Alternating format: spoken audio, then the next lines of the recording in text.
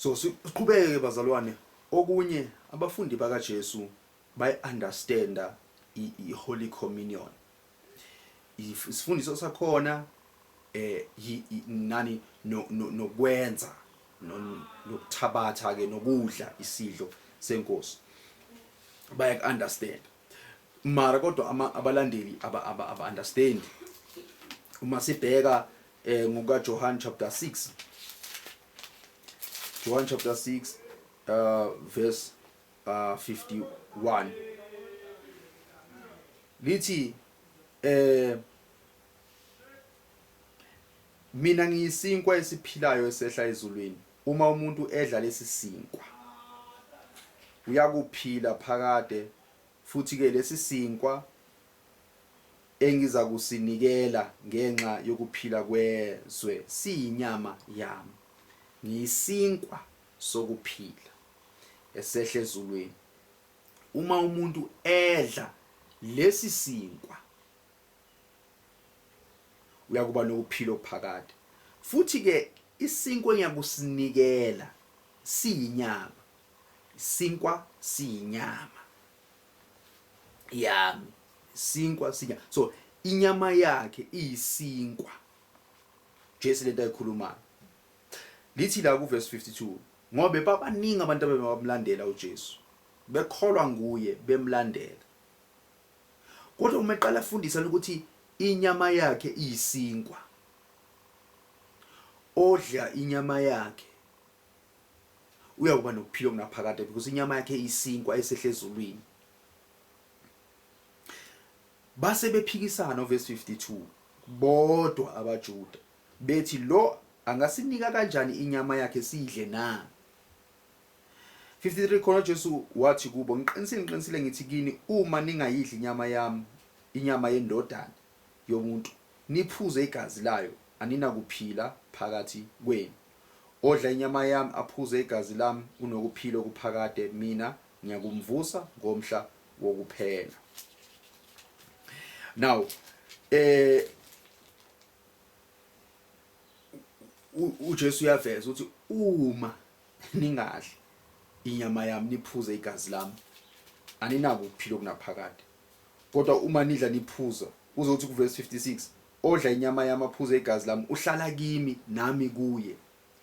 Odla inyama yami aphuze igazi lami uhlala kimi nami ngihlala kuye. Asibone ke ukuthi abalandeli laba babuza ukuthi iyokwenza kanjani. Asibone ukuthi benzani ke. Uverse 6 uthi, ngakho ke abaningi kubafundi bakhe bekuzwa lokho bathi, lilikhuni lelizwi, kubani ongalizwa na? Kepha uJesu azi phakathi kwakhe ukuthi abafundi bakhe bakholana ngalokho, wathi, lokhu kuyanicunula na? Pho uma nina nibona indodana yomuntu yenyukela amazwi engiwakhulume kini angumoya angukuphila. Kepha bakhona abanye phakathi kweni abangakholwa ngokuba uJesu wazi kwasekuqaleni uba ubani. So uma uJesu la efundisa ngalokho, abaningi bakhonona, abaningi azange basamkela lesi sifundiso.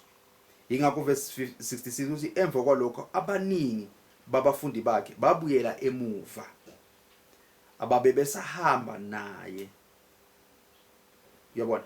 So ngenxa lesi sifundiso sokuthi idlani inyama yami niphuze igazi lami niyakuba nokuphila okunaphakade, lesi sifundiso kubo ngoba isifundiso esinzima esilikhulu, ngoba baze babuza ukuthi sakuyidla kanjani inyama yakhe. Kokuqala umuntu asimudla. Okwesibili umthetho kaMose uthi igazi alinakuphuzwa noma alinakudliwa. So lona uyakusinikeza kanjani? So sekeza nezinye izifundiso uJesu ezi-strange kubo. Excuse me. Ezi-strange kubo. But manje abaningi ke azange baqonde lento ayikhulumayo, because uthi lamazwi engikhuluma kina umoya futhi angukuphila. So abaningi ke lebe bamlandela, bathi hayi ngcono simshiye lo muntu ngoba manje uza nezifundiso zamadimoni, izifundiso ezilikhulu esingaziqondi, esingazi understand. Base bayacunuka. Uyabona? kodwa ke abafundi bakaJesu ngoba bahlala naye uma uJesu athi kubo ngakho uJesu wathi kubo abashumi nambili nani niyathanda ukumuka na uSimon Petro wathi Nkosi yakubani na amazwi okuphila okuphakade akuwe siyakholwa siyazi ukuthi wena ungongcwele kaNkuluNkulu. So ngoba bahlala naye bafuna ukunderstand lesi sifundisa abangasi-understand manje but because bayinikele kubeni ngabafundi bakhe so bahlala ngoba bahlalela ukuthi baze ba-understand ukuthi ukhuluma ngani uma ethi idlani inyama yami niphuze igazi lami isinkwa lesi engiyakunikeza sona yini inyama yami. So yingakho ngoba baqhubeka naye bahlala naye base bafinyelele ku-understanding. Ingakho kuMatthew 26 verse 26 uJesu wayehleli nabafundi bakhe kuphela esidlweni laba angazange bajike endleleni laba abahlala naye baqhubeka nayo indlela yonke noma kunezifundiso ezinzima kodwa bahlala belokhu bebuza imibuzo ngoba bethandile ukufunda. So kuMatthew 26 verse 26 uJesu besadla uJesu wathabatha isinkwa wasibusa wasihlephula wawanika abafundi bakhe wathi thabatha nidle lokhu kungumzimba wami. Lesi sinkwa manje asithatha isile ukuthi lokhu lesi sinkwa lesi singumzimba wami. Umzimba wakhe phela umzimba wenyama. Lesi sinkwa singumzimba wami. So seyibuyela lento lapho bafuna ukuthi ngenkathi athi isinkwa enyakunikeza sona siyinyama yami.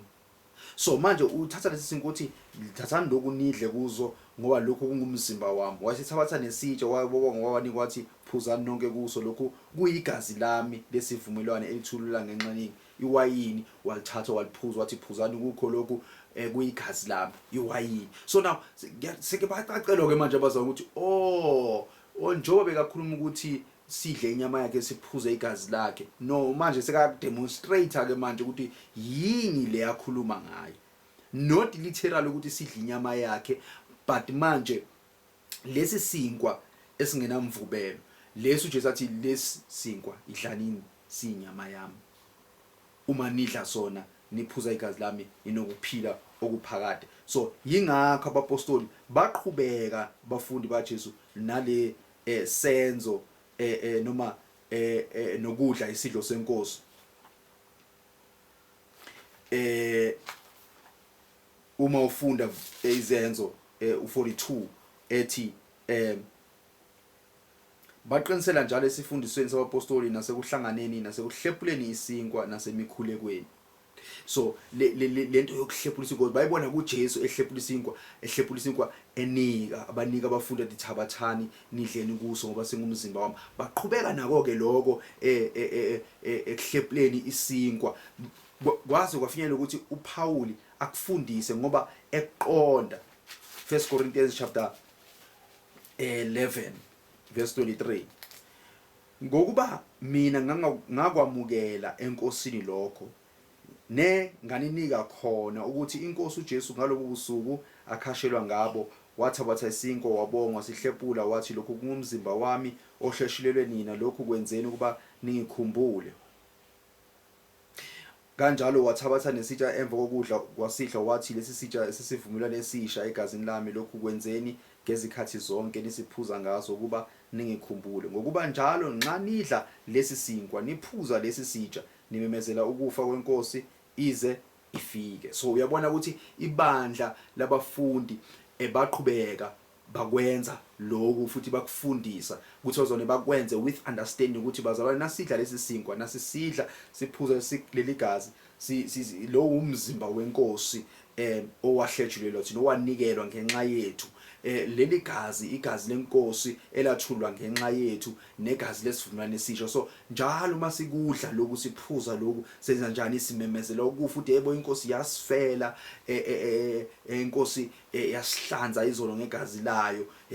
Uyabona siyakumemezela lokhu siyayikhumbula ngaloko inkosi ukusifela kwayo sikudla lokhu with understanding ukuthi is not just nje ukudla isinkwa nokuphuza iwayini but kuyisikhumbuzo and nokuthi inkosi ithe odla inyama yami aphuze igazi lami uhlala kimi nami ngihlala kuye ngiyakumvusa futhi ngomhla bokuphela. But abafundi noma abalandeli abayi-understand i-Holy Communion noma isidlo senkosi. Yingakho uzothola ukuthi abanye bathi no sidliwa ngabafundisi abathize kuphela ebandleni, abanye no sidliwa ile 144,000 yabantu, yabona, abanye no asidliwa lesi sinkwa ngoba into yakwa-Israyeli, uyabona. So ngoba abaningi wathi uJesu nakayifundisa basala endleleni, kodwa bebekholwa nguye kodwa basala endleleni, kodwa abaqhubeka bagcina bafinyelele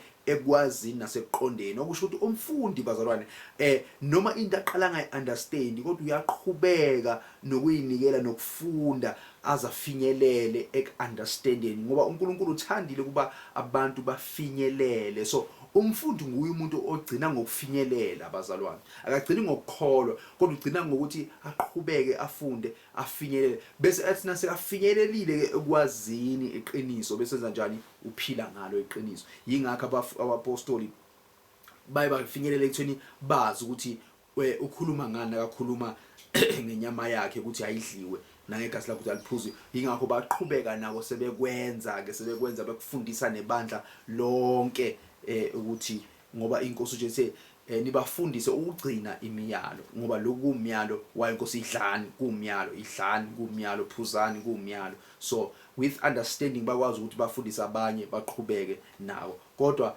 abantu abangabalandeli bakaJesu no abayiqondi indaba yesidlo senkosi, ingakho banezifundiso ezinye eziphambene.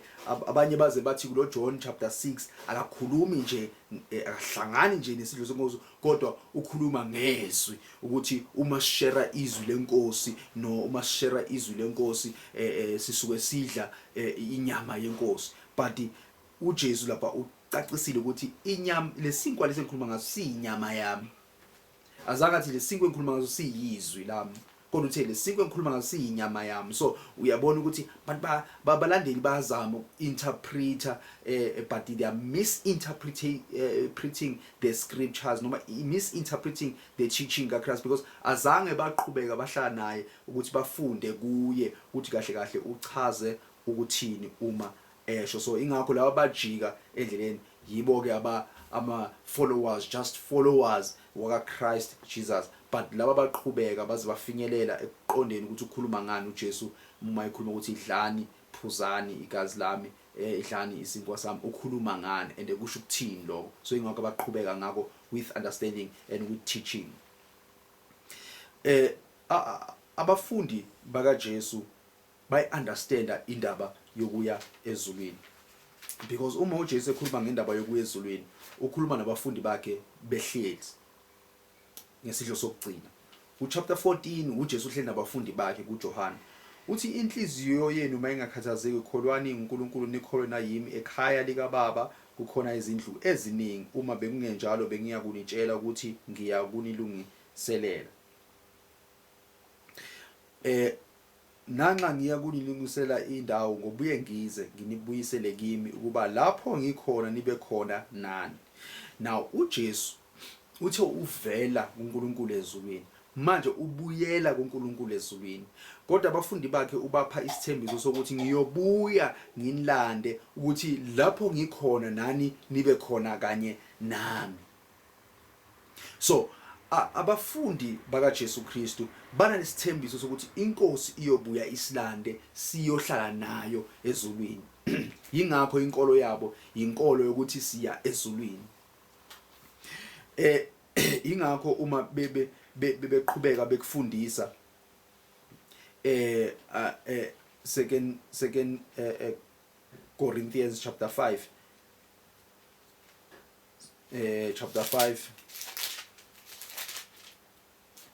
ukulangazela ikhaya lasezulu, ngoba siyazi ukuthi uma indlu yethu yasemhlabeni eyidokodo idilizwa, sinesakhiwo esivela kuNkulunkulu, indlu engenziwanga ngezandla yaphakade esezulwini.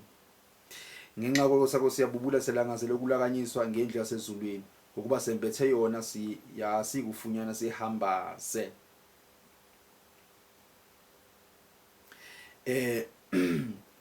Kepha wenzela lokho uNkulunkulu owasipha isibambiso singumoya.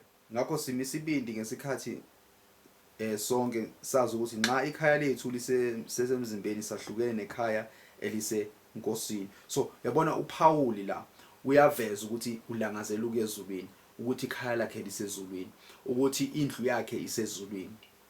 It's because understand ngoba umfundi kaJesu uyingaka khona ukunderstand ukuthi uJesu uthe ekhaya lika baba kunezindlu eziningi. So yingakho ikhaya lakhe likuphi, lisezulwini, because isifundiso nesithembiso senkosi uJesu Kristu uthi mina njengoba ningabafundi bami nikholwa ningakhathazeki, niyobuye nginilande nibe khona lapho ngikhona.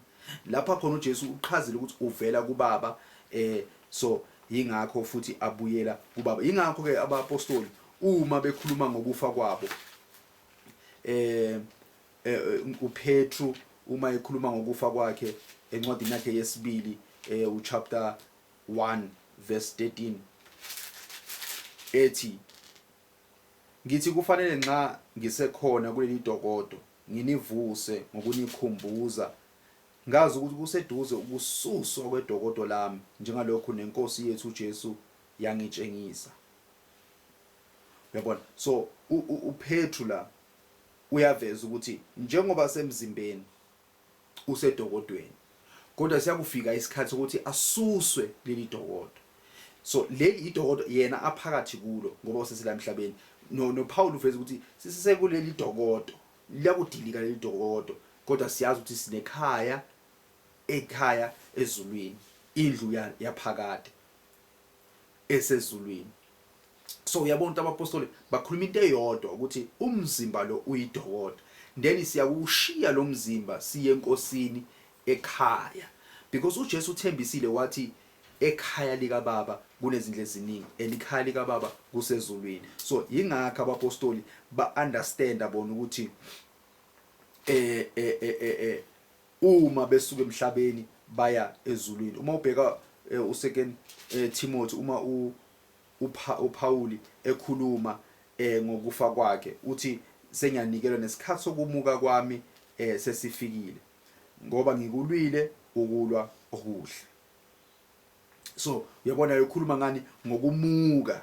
So ukufa kuye is a departure, ukuhamba emhlabeni aye kuphi, enkosini ezulwini. It's because abazali ba-understandile ngoba ngabafundi bakaJesu bayinikele ekufundeni lokhu kwakufundiswa uJesu, bakholwa futhi lokhu okufundiswa uJesu, baze bakholwa yizwi uJesu uma likhuluma athi ngiqinisile ngithi kini, ozwa izwi lami akholwe ngongithumile unokuphila okuphakade, akaye kwahluleni kepha usephumile ufeni wangena ekuphileni. So ingakho uPaul uma efundiswa bandla amazwi ukuthi akusekho ke ukulahlwa ngoba kuKristu uJesu, ngoba abasayi kuphi ekwahluleleni, ngoba manje bakholiwe yiyo indodana, bahlala ezwini layo, balamukela izwi, baphila ngalo izwi layo. So abafundi bakaJesu ikhaya labo lisezulwini. Yingakho abafundi bakaJesu abayezulwini, kodwa abalandeli bakaJesu abayezulwini. Yebo bona bayakholwa ukuthi uJesu uyinkosi, kodwa manje bayadideka ngoba manje abanye bakhuluma indaba yokuthi uma umphefumulo umuntu efa, umphefumulo vele uyalala kuphele ngaye umuntu. Abanye baze bathi no, ayikho nje indaba yokuya ezulwini, kodwa ibandla leli elifundisa elithi lona lifundisa imfundiso kaNkulunkulu, kodwa eliphambana nesithembiso senkosi uJesu. So yiyo le into enze ukuthi kuhluke, yiyo le enze ukuthi kuhluke ukuthi lo ngumlandeli kaKristu, uyakholwa uKristu mara manje akamanga ezifundisweni zikaKristu, bese lo uyikholwa la kaKristu ingakho amile ezifundisweni, akholwa yizwi, aqhubeka ngalo, aphila ngalo, alisebenzisa leli zwi because ungumfundi kaJesu. Yingakho akwazi ukuthi no, mina ngiyakholwa ukuthi inkosi isithembisile. Omunye uthi no, wayengathembisanga nini, wayethembise laba ahlezi nabo. Kodwa mose abafundi bakaJesu bayibafundisa abanye abafundi bakaJesu ukuthi bhekani, uma sisesekuleli dokodo sinesakhiwo ekhaya ezulwini. So bonke babhekisa ukuthi ikhaya labo yizulu, ngoba uJesu ufundise ukuthi ikhaya labo yizulu. So kanjalo bazalwane ukuthi izinto engifuna ukuziveza nje ezincane ukuthi kulezinto eziveza ukuthi umuntu ungumfundi kaJesu noma umuntu ungumlandeli kaJesu. So disciples of Christ are like Christ in character and speech. Abafundi bakaJesu, excuse me, bayafana noJesu enkambweni yabo, balandelwa phela uJesu, benza njengaye uJesu nokukhuluma kwabo. Ingakho abalandeli abathanda ngathini ukuphikisana ngezwi, bathi hayi uphikisana ngezwi, hayi uphikisana ngezwi kwabantu abangakholwa. Kodwa uma ufunda ngoJesu, uJesu imihla yakhe yonke yokuphila sukela ebhabhanisweni 30 years, le 3.5 years wayephikisana nabaFarisi nababhali nezazi zomthetho ngomthetho kaNkuluNkulu. Bembuza lokuthi kusho ukuthini ukuvuka kwabafileyo, akuchaze ukuvuka kwabafileyo. Bathi bona asikholelwa yikho lokho. Babuye bathi uNkulunkulu wathi ngoMose umthetho uthi uyabona, bekuhlezi nje kunalo ukuphikisana ngomthetho kabani kaNkulunkulu phakathi kwaKristu nabaFarisi nababhali. So abafundi bakaJesu bakufunda lokho. Yingakho nawufunda uqhubeka nencwadi yezenzo uzothola ukuthi abapostoli abafundi bakaJesu bebehlezi beprove beveza ubufakazi ngemibhalo, bathathele imibhalweni ukuthi baveze ukuthi lo Jesu esikhuluma uyinkosi ngokombhalo. So bebaphikisana nabanye ngokwemibhalo ukuthi hayi lento enifundisayo amanga, kodwa nabo baphinde baveze imibhalo. So umfundi kaJesu uyafana noJesu, unawo lo mqondo kaJesu ukuthi I must prove ngemibhalo. It's not like ukuphikisana akusinto yabantu abangakholwa, kodwa into yabafundi, because I need to prove, I need to give you answer yento engikholelwa kuyo. But abalandeli noma sekufika when it comes to conversations with scripture, then they will say when uthanda ukuphikisana ngeBhayibheli ayawukakholwa. No, it's because wena ungumlandeli awusumfundi. Umfundi akasabi ukuthi aphikisane ngezwi, because he will prove ngokufundiswa inkosi yakhe ukuthi mina yami inkosi ngifundise lokhu according to this scripture and according to that scripture, I'm giving you my reasons yalento engikholelayo, giving you answers. Njengoba uPeter asho athi kumele silindele njalo ukubaphendula abasibuzayo ngethemba lethu. So ngoba singabafundi bakaJesu, uJesu wakwazi ukuphendula. So njengathi ngoba singabafundi bakaJesu kumele siphendule, sinikeze izimpendulo kwabantu ababuzayo abanga-understand. Kodwa ama-followers awathanda bavele bathi hayi no sizabuya ngelinye ilanga, bakushiya njalo, uyabona nemibuzo yakho. Amen.